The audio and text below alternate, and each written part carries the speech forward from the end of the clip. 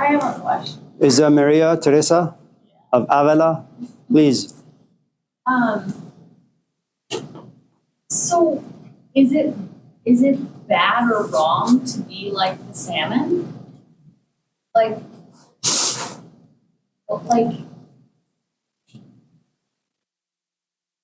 wrong to just turn around and go in another direction? Is it wrong to just blow up your life as you know it?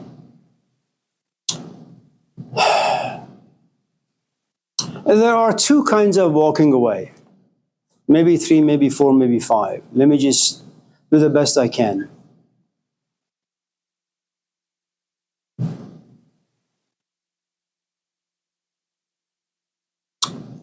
Let's say you and I met when, and this is an analogy, forgive me for making things personal, that's just the way I am. I'm from the Middle East, we're very hospitable people. If you were all of a sudden find yourself at my house knocking on the door, I'd open and say, oh, why are you stalking me? Please come in, let me give you some tea. That's just the way we are.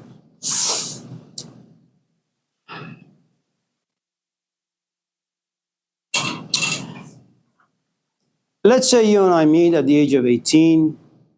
I fall in love with you, you fall in love with me. And being the man that I am, and being the man that every man is, after exploiting you, using you, abusing you, I say, Maria, I want to go to Yosemite, figure out who I am. The truth is, I just don't want to be around you anymore, okay? Now, it's what we call a very traumatic experience, and we'll talk about trauma at a different date. You're trying to recover, but it's your first time, it's your first relationship, and it leaves like this mark on your soul. It's traumatic. It has bled into every part of your being. And every time you get close, you take 5 steps back. It's a protective mechanism, and you do it for the right reason. You don't want to get hurt. And getting hurt at the age of 18 is very different than getting hurt at the age of 45. At the age of 18, you can recover after a year or so, maybe. At the age of 45, you just end your life, period. Your body is too old. Your mind is too old. Your emotions are tired. It's too much. Now, it doesn't mean you're not going to experiment with people, but you have lost the ability to be intimate. And I'm not talking about just being in bed, laying naked next to someone. Okay? Because fear is dominating every part of your relationship. And eventually, you'll exhaust your companion, or he or she will walk away. That's one way of walking away. The other way of walking away is the following. You and I get into a relationship, and 18, around the age like 26, 27, one day you come to me and say, Amir, I love you, you know that? Yeah. For the past like 6 months, my body has been screaming. I say, Maria, what is your body screaming for?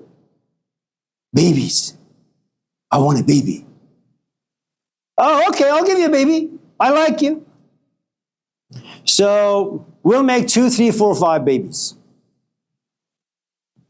You're 40, I'm 40, we have 5 kids. They're all over the age of like 30. I mean, the math doesn't work out too well, but let's just say that's the way it is, okay? It's a hypothetical story, so we can just create nonsense. Now, let's just say throughout your pregnancy, you don't get depressed, life is good, your brain chemistry is fine, hormonally you're fine, nothing devastating has happened to your body, to your psyche. We're very compatible.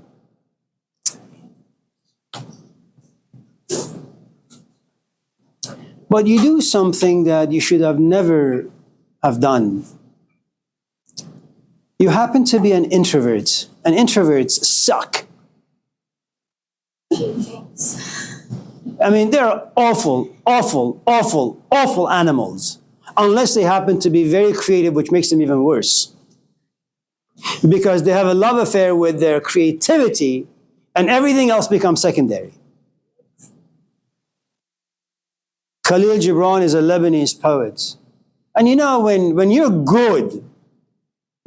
good, man, people want to be around you. And so one day they go to Gibran and say, you have all these women around you, man. Marry someone, have a family.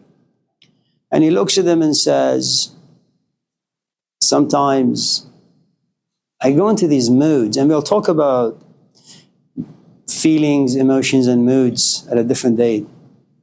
Sometimes I go into these moods, I go into my room and lock the door for 2 weeks. And I write. And I don't know if any of these guys have read his writings. They're far better than the Gospels. Beautiful.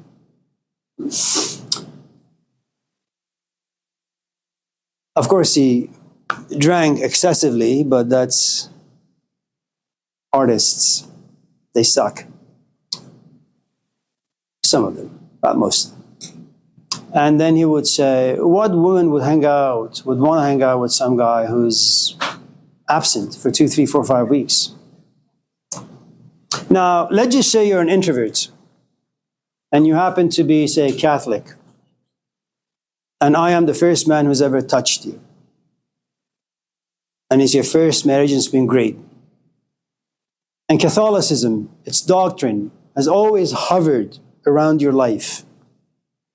You have a healthy dose of shame, a healthy dose of guilt, and you need that. If you want to keep society intact, if you want to keep your community intact, you need shame, you need guilt, you need remorse, and you need repentance. People who have no shame, don't hang out with them. They're like criminals. Okay. And so once in a while, you hear this whisper that comes out of you. Maria, do you really want to marry? And this, it happened when you were 6, and then 7, and then 10, and then 20. Never left you. You had a good taste of marriage. You know what's about. You know its world. And there is nothing wrong with it, but for some strange reason, like the salmon fish, you say, it's not enough.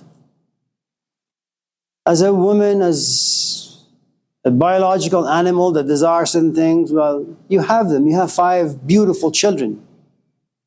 They're healthy, body and mind. They're in school. They have their own life. But then you begin to look at your kids. But you begin to look at your kids within the context of your time. Did I really spend my time raising these kids? They will leave me as I left my parents. And you will do something that Gilgamesh talked about some 10,000 years ago. And writing is about 5,000 years old. No. And Gilgamesh had this tragic flaw within him. Why am I so goddamn restless? I have sex to bring some rest into my life. It gives me rest for a minute, and then I go back to being restless. I smoke, I drink, I watch football. I do all sorts of crazy things to find rest and comfort, meaning, purpose, identity. But after 5, 10, 20 minutes, they disappear, and I go back to being the restless animal that I've always been. I don't know which gospel it comes from, but the birds have the trees. The lions have, the earth, but son of man, if you're a human being, you have no place to rest your head. You're always chasing after something. But you see, you've had this beautiful and tragic quality of wanting to understand, study, observe, and learn the components existing in a marriage, i.e. a relationship. And then your relationship with children, being a mother. And then you look at your cars and the house and everything you've made, and you say, I'm not happy. I don't know why. And there are moments you want to go to your husband and you say, I want out. But he's done nothing to you. And once in a while, and you and your mom are very, very close, you look to your mom and you say, Mom, I just want to walk away from the whole thing. And your mom is far more of a Catholic than you are. She punishes you. And then one night in bed, she whispers into your father's ears, Joe, I got to tell you something. Maria, remember her? Our daughter? She said to me yesterday she wants to walk away from her life. Can you go and knock some sense into a pathetic concrete of a head? And you realize that not only do you have to kind of somehow wrestle with your own conscience, but the gaze of your husband, the gaze and emotions of your children and their future and how it's going to impact them, God, your parents, your friends, your own self-image. Now, it takes a long, long time for you to say, you know what? I am strong enough and I understand all of this stuff. I'm going to walk away. That's a different walking away. Most often, our relationships in life, it doesn't matter to what, they make you into an addict. You're an addict of certain set of lifestyles or emotions or feelings or memories. You want to walk away, and like Robin Williams, God bless his soul, you walk away, but you relapse. Now, you may realize that you don't want to be with me, but go out there, live in the forest, experience loneliness a little bit. Because one of the things about human relationships is that you see your own reflection in me. If I birth hate inside you, you will go read a book. You will go for a jog. You will go to the church. Me creating a space where you feel hate, it gets you to the church. You will become religious. You will walk out saying, God has heard my cries. And then when you come back home, you experience yourself as someone who forgives. Not forgets, but forgives. Now, loneliness is not something that we do well. We're not wired to be alone. We're not wired for emptiness. We are wired to always be occupied. You don't have to speak a speech that's meaningful. We are made to gossip. That's who and what we are. And I don't think any one of us in this classroom, especially in this day and age, are qualified to walk away from anything. And even if you were to walk away, you better pray or hope that you have a support system. See, the problem with the Americans and American culture, it's I want to do it alone. I want to do it on my own. This is the first time in human history where people are encouraged to walk into life and through life on their own with no help. And sociologists have done research. A place like Texas, people are actually embarrassed to ask help from anyone.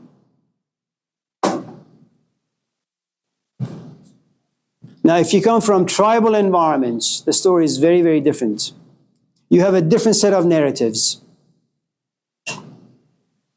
Which means that, yes, there is a point to your life where you need to grow up, not physically, intellectually and emotionally. Like in New Guinea, for example, when a child turns 11 or 12, the elder of the family, the elders, 3 of them, 4 of them, wear a mask. It's called the mask of gods. And they just break through the door and they wrestle with this child. And the task of this kid is to unmask these 3 or 4 people. And eventually he does. That's what the rituals are all about. And that's his initiation into adulthood. Without these 4 people, it would never be accomplished. Here in this culture, people think they can just do it. We don't have that initiation process. Well, you don't have anything here. It's a bubblegum culture. It's huge. It's empty on the inside.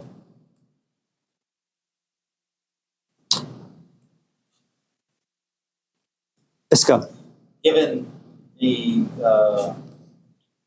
repeat references to just how all of it is a waste of time, all of it is going to end badly, how no matter what we do, we're going to die and it's all going to be for naught. I feel like if that's the case, then maybe the answer is sure, walk away from something, because if the worst happens and all goes to shit, that was probably going to happen anyway. But if the best happens, at least you found something that makes you happy.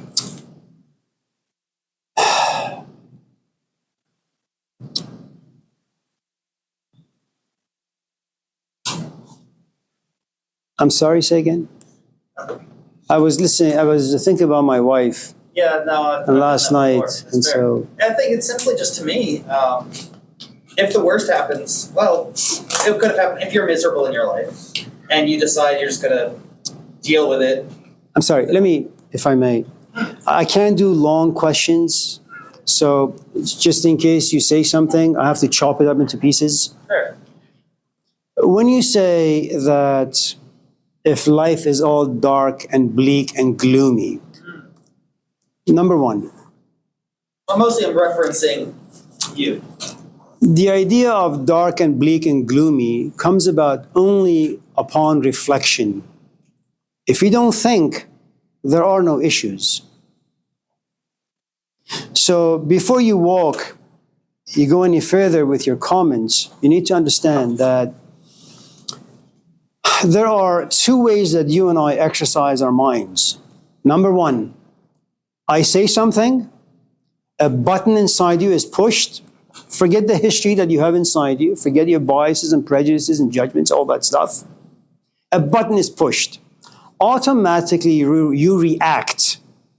In reaction, it's what I call thinking. And all of us are in this business of thinking. We think because life pushes us around on a daily goddamn basis. You have no power to control any of that. You have to think to survive. So thinking is always going to be a reactionary mode. Reflection, on the other hand, is the following. I say something. There's a part of you that thinks and says, no, that's wrong. You want to raise your hand, but you say, no. Let me just chew on that for a minute. You become like a cow. You have 4 stomachs. You put some hay in your mouth, you chew it. You push it into the second stomach. Then you bring the whole thing up, then you chew it some more. And then you push it down to the 3rd stomach, then you chew it some more, bring it up. You say, let me go and reflect. Now, the problem with reflection is this. I can't reflect for you. Books can't reflect for you. God can't do it for you. You got to do it for you. Now, you can't reflect if you're not interested. You can't reflect if you're not curious, if you're not passionate. Now, the problem with reflection is that it's an unknown territory. Should I come out? Should I not come out? Should I tell my mom? Should I not tell my mom? Now, if you love your mom, you're going to say, you know what? I'm going to just think this over and reflect on it a little bit more. If I was to tell her, how's she going to be? Is she going to have a stroke? Is she going to be okay? Will she accept me? Will she reject me? You have to go through all that stuff. And all of a sudden you say, oh, too many things on my shoulders. My mom, my dad, myself, my kids, my wife. What the hell do I do? And then out of confusion and desperation, you say, F it. I'm just going to let it loose and let the chips fall where they may. Now, that's not something you want to do because you're dealing with a lot of unknowns. So when you talk about cynicism, you need to understand that someone has taken the trouble to look at certain life experiences and they go sit somewhere. So what the hell is going on? Why is it this way? Is there a way out? And they may come to the conclusion that maybe there is no way out. One of the best examples of the most cynical heroes you will ever encounter, not the Buddha, who argued that life is crap, okay? Not Muhammad, who had to fight his people for 22 years, but Jesus Christ, especially in the Gospel of Judas. For those of you who like to read, and you like to read somewhat kinky books, Gospel of Judas is one of them. It's beautiful. It's a later discovery around the year 2000 or so. The original copy dates back to about 180 years after supposedly his death. And there comes a point where Jesus, he's tried all sorts of things. He just looks at Judas, the supposedly bad guy, and says, Judas, I'm done with this place, man. People suck. And you need to just give me to the Romans so I can be crucified, because my body also is a place of desires. And it forces me to pursue things that will eventually make me regretful. Just kill me. Let my soul go free. Are you kidding? You leave your parents at the age of 12. You go out there. You find wisdom. And then you say, yes, I have found something. Let me go back and share my findings with people. You try, and then you say, people suck. I want to die. If I don't see, I don't feel. And I'd rather not see. Now, this particular cynicism is a man who understands. Whenever you understand anything well, you have no choice but to be a cynic. You have a lot of information on your hand. Optimism belongs only to people who are idiots, who don't like to observe, study, examine, understand. They assume too much. They're far too hopeful. And you don't have to trust me. Some of you in this class who've had a rough time with life, retrieve an experience. Let that experience bubble up. And when you're pregnant with the emotion, call a friend. Tell them your secret and see what happens. You will eventually walk away saying, I wish I just kept it to myself. هر کسی از ظن خود شد یار من و از درون من نجست اسرار من.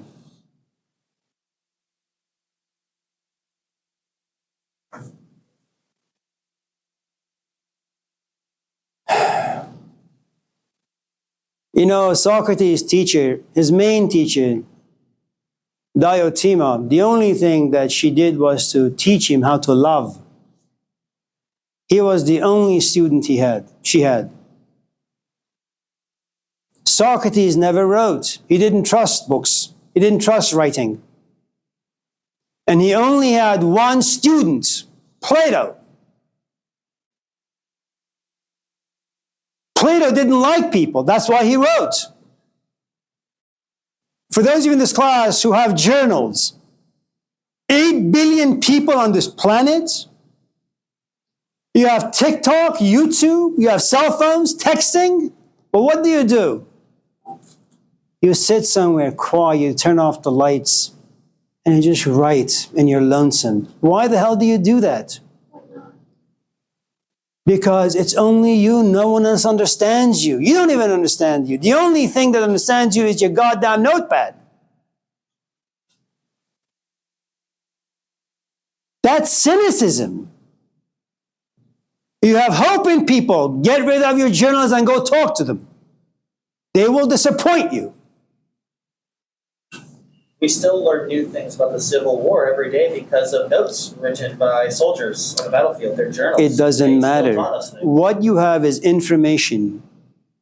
There is nothing wrong with having information. That's what parents do.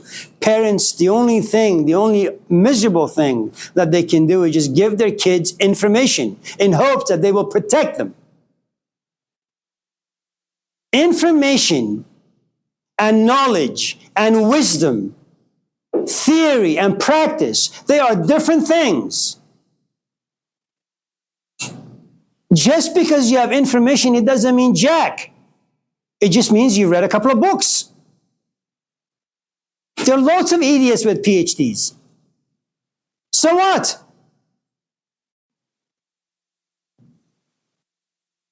Well, I guess. So if you're able to apply the information in a healthy way, that's a different story.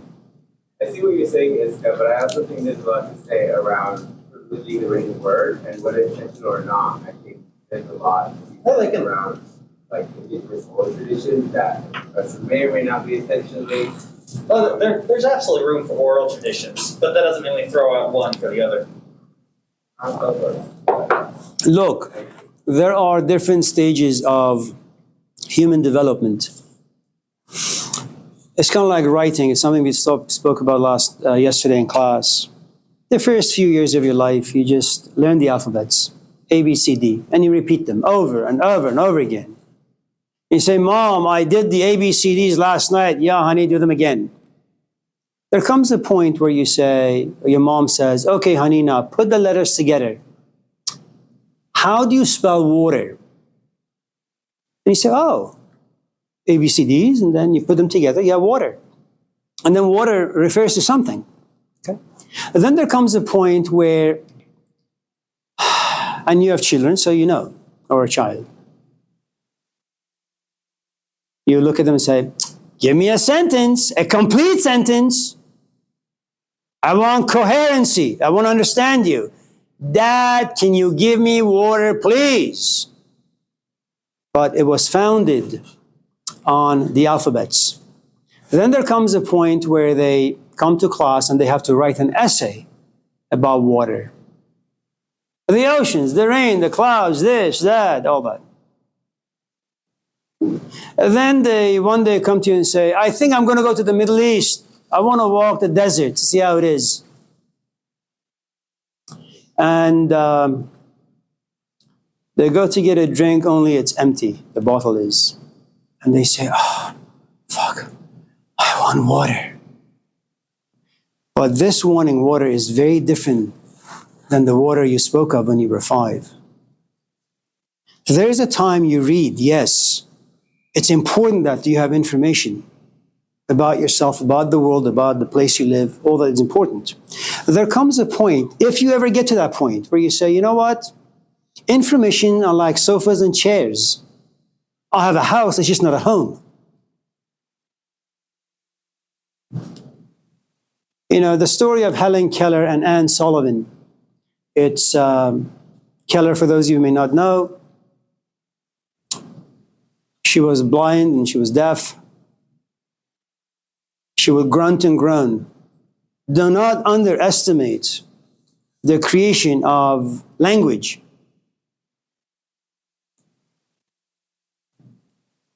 And for those of you who have children, you know how this works. They cry, they scream, they laugh, they moan, they groan. And you have to, it's like a puzzle. You have to sit back and figure out, what the hell is she saying? What does she want? And then 2 years later, they look at you and say, Dad, water. And you realize that the hassle that you went through, 5, 6, 7, 8, 9, 10 hours, it's done in 2 minutes.